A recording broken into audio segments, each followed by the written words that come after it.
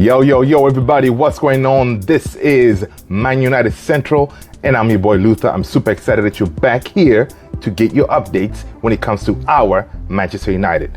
Guys, what we got for you today is, again, a jam-packed show, right? We're going to start by, we're going to talk about David De Gea. Him leaving, what does it mean to the team, right?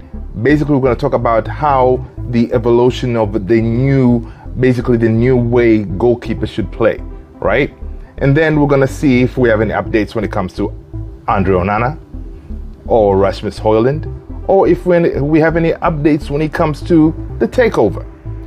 You know what? I'm going to give it to you straight from the takeover aspect. It's been quiet, so no really any news as far as the takeover. But what we noticed today is the United stock price was, inching down, so it's kind of losing value, and that it could be indicative that we're not anywhere close to getting a resolution when it comes to the Manchester United saga. So the stock is behaving accordingly. Now, bear in mind that stocks go up and down always, but this is what we noticed today. The stock price for Man United was kind of on a downward trajectory. So that could be saying something there that, look, we're nowhere close to the Glazers making their decision, right? Which is obviously frustrating for us, as fans, as the Ten Hag and everybody in the team, right? Because what is happening is the Glazers looks like they're kind of divided into the whole, if they want to sell or they want to stay. Now, other people will say that, look, these guys, the Glazers they said from the beginning when they announced back in, was it November, that we're exploring alternative, right? They called something like sale alternatives, right? Basically, they didn't clearly say definitely we're going to sell.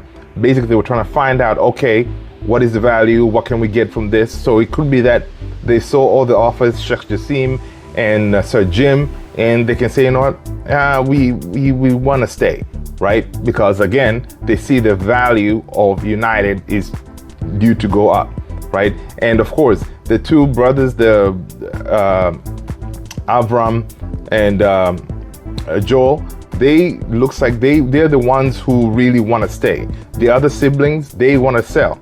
But, Joel and Avram, looks like they want to stay because they feel that they can milk us some more, which is still very frustrating, right? So basically that's where we are about the takeover situation. So let's jump into what does it mean when we heard this past Saturday that David De Gea has said his goodbyes, right? So today we're going to talk about the changing role of the goalkeepers, right? And basically we're going to look into the Man United's quest for a modern approach, right? Because we're trying to modernize our team. So where do we start? So basically, whenever you think about how the goalkeeping position has been modernized, you have two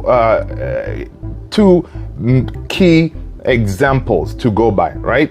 You're going to look at Man City and Liverpool, right? So basically, David De Gea, right? Replacing him is definitely going to be a monumental task because we know David De Gea has, like past season, had the most clean sheets, hence the Golden Glove, right? And he has won prestigious awards, as our number one, and that's something that we are definitely. It's going to be really tough to replicate or replace, right? So let's see what other teams did. Now, when we look at this, we're going to look at how Edison from Man City and Alisson from Liverpool have modernized the goalkeeping art, right? These two have redefined the position, becoming virtual 11th outfield players, right? Their composure, precision passing, and ability to build plays from the back have added a whole new dimension to the team's playing style. It's like having an extra defender. on the field, right? Now, so the impact of Man City and Liverpool those two positions, right? The goalkeeper on those two teams have definitely changed the way teams look or how teams would play going forward, right? It's not a coincidence, but these ball-playing goalkeepers have been instrumental in the triumph of Man City and Liverpool. Pep Guardiola's bold move to replace Joe Hart and Liverpool, Joe Hart, he got rid of Joe Hart and brought in Claudio Bravo, raised eyebrows. Because Joe Hart was the staple when it comes to Man City, he got rid of it, right? But it laid a foundation for a new era, right? Jurgen Klopp, what he did, Jurgen Klopp shattered records by making Alisson the world's most expensive goalkeeper, and the trophies started pouring in, right?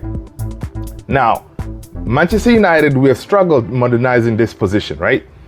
Now, with De Gea, who played a crucial role in the teams in the past success, their style of play hasn't quite matched the heights of City and Liverpool, which is very true, guys.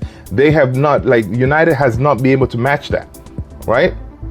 Basically, United's our attempt to evolve under different managers has often been hindered by De Gea's limitations in distribution and footwork, right?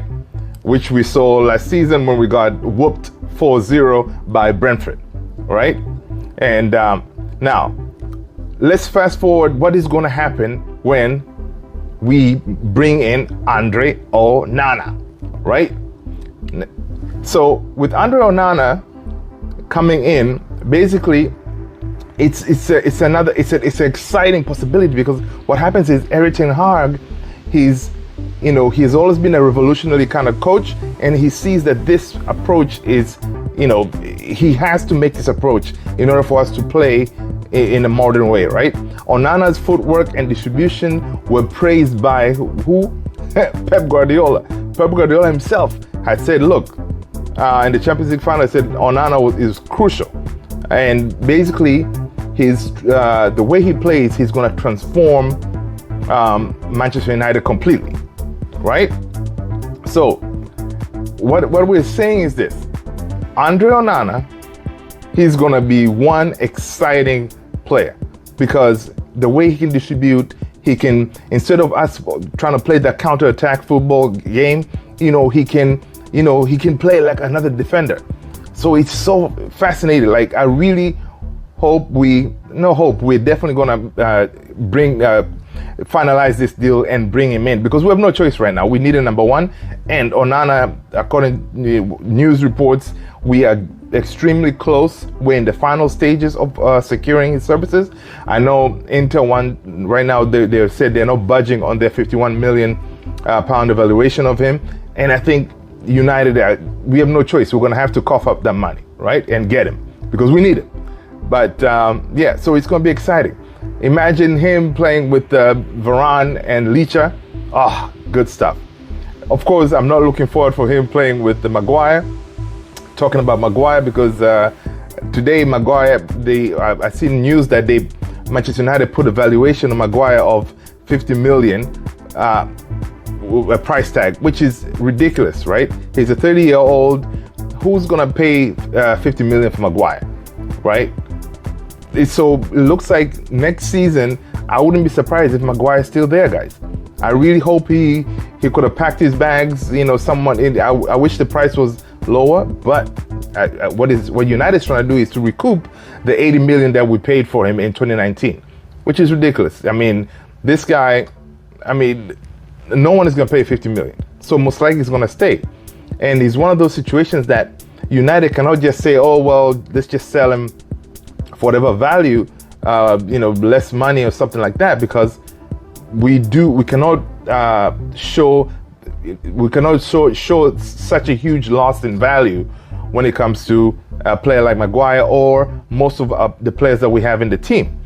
Because the problem with us is we overpaid for players right? Like that, what we did with Anthony, the way we did with a number of our players that we got in, we overpaid, and we're also paying them huge weekly salaries. So it's hard for us to sell, and we know how bad we've been when it comes to offloading players, right? Like right now, we see that okay, the Fred, could be going to Fulham. Now think about that. If Fred was to be acquired, someone Fulham buys him, Fred could be going to a team and be considered one of the highest paid player in the team. Imagine that, right? Fred being the highest paid player in the team, because what happens is his salary is huge. So teams are having a hard time, getting our players in, even though, they may see that, they will improve our team, but we cannot match that salary. We pay too much for our players, right? So that has been the biggest stumbling blocks when it comes to us offloading the player, because as I remember, as I had mentioned last time, is the last player that we actually made some money was Daniel James when we sold him, right? So which is pretty crazy, because imagine all these years, over 10 years plus, we haven't made any money with any sales. Okay, so I really hope now the way Ten Hag and his team, they're working, is we're not going to bring these players in and pay them a whole bunch of money. Like under Onana coming in, of course, he's not going to get David De Gea 370,000 weekly salary. He's going to get something obviously less than 200 maybe, or 150, that kind of thing, right? That way, you'll be able to move him in. Now, I'm looking here that also our pursuit for top striker right now, Rasmus Højlund, is going well. We're still talking to Atalanta. It looks like we may be able to come up with some kind of deal to bring Rasmus Højlund in, because Rasmus Højlund is a perfect player, like type of player that Ten Hag likes to work with. Young, he can mold him to the player that he wants to be, because we have good examples. Like when Ten Hag was at Ajax, most of the players that played under Ten Hag, they've all gone to different teams and become fantastic, right? Recently we saw Timber, looks like I think he was finalized. He went to Arsenal. De Jong, who was in Barca, so he knows how to mold those young players. So it looks like if he gets Højlund in, it's fascinating, because Højlund could be the next big thing. If we get him in young, mold him before, in a couple of seasons, he's banging goals left, right, and center, right? So we really need to get Rasmus Højlund in. It will be so fascinating. Now, it looks like this is also, these two deals, Onana and Højlund, looks like something that we can probably get accomplished before we go out on preseason, right? I know they won't be here by our game. I think we're playing a game on Wednesday. They won't be here by then, but once they come to the US, hopefully, which is going to be, I think, on the 20th of July or something like that, which is in a few days, 10 plus days. Hopefully we'll have those players in. At least in preseason, we have Mount, we have Onana, and we have a striker. It'll be fantastic. Yes, it's going to be tough for us to have any outgoings because of how much we pay our players, right? We need to offload one of the midfielders, of course, the McTominay or Fred. We've got to get rid of Eric Bailly, Alex Telles, Brandon Williams. All those players, we got to offload them, right? Because if we're going to bring another midfielder in, we have to sell, right? Yes, we can probably pull through the Onana and Højlund deal, but that will be it until we sell before we can bring anybody in. Now, this is very interesting. Also, I saw an article, I think it was on Daily Mail, if I'm not mistaken. Apparently, the article is saying that John Murtagh, which is our chief negotiator, he may pull a master stroke when it comes to trying to acquire, trying to acquire Harry Kane, okay? Because what he's trying to do is this. I know now Daniel Levy is not going to sell to us. If he's selling to us, he's going to want us to charge us like, 100 million or something. So what the strategy is this, right? United said, no, we're not in for Harry Kane. We're done, we're not going to deal with it. So what John Murtagh is trying to do is wait for Bayern to bid, right? Bayern, I think they already put in 2 bids. So he's going to wait until Tottenham accepts Bayern's bid, say whatever, 90 million. He says, okay, we're going to accept this bid. Then we jump in, we put in a bid slightly higher than that, and then give Daniel Levy, a decision to make, right? And what will happen with that is, with Harry Kane trying to beat that goal scoring chart to be the top goal scorer in the Premier League ever, he would be motivated to stay in England. Yes, he can go to Bayern, but he's gonna that goal scoring chart. He's not gonna be able to be the to be the top goal scorer. So that strategy may work, because if we go in with a bid slightly higher than Bayern, Harry Kane may say, you know what, I would rather stay here in Premier League and be the best and maybe win some trophies. Or another strategy could be that, look, United let him go to Bayern, right? Now, once he goes to Bayern is going to buy him. He's going to spend there, a couple of seasons, whatever. And then later on down the line, when we have new owners and all that, we go back and try to lure him back to the Premier League, because again, he's motivated by that one trophy that he can have, being the top goal scorer ever, right? So he wants that. So again, those are a couple of strategies that we may be able to get Harry Kane, but we'll see. Now, because I know for a fact, Daniel Levy, he's not going to let Kane go next season on a free, because if he does and he doesn't give him a new contract, then he's going to leave on a free, which Daniel Levy is too of a shrewd businessman to let that happen, right? So guys, listen, that is all I really have for you. I really hope you enjoyed the show so far. If you have, do me a favor, make sure to like the show and share with your friends, family, Twitter, WhatsApp, right? That way they can also enjoy it, right? As you're rolling out, guys, do me a favor, hit the like, subscribe, notification bell. That way you do not miss any new shows coming out of this channel. Thank you so much. Peace.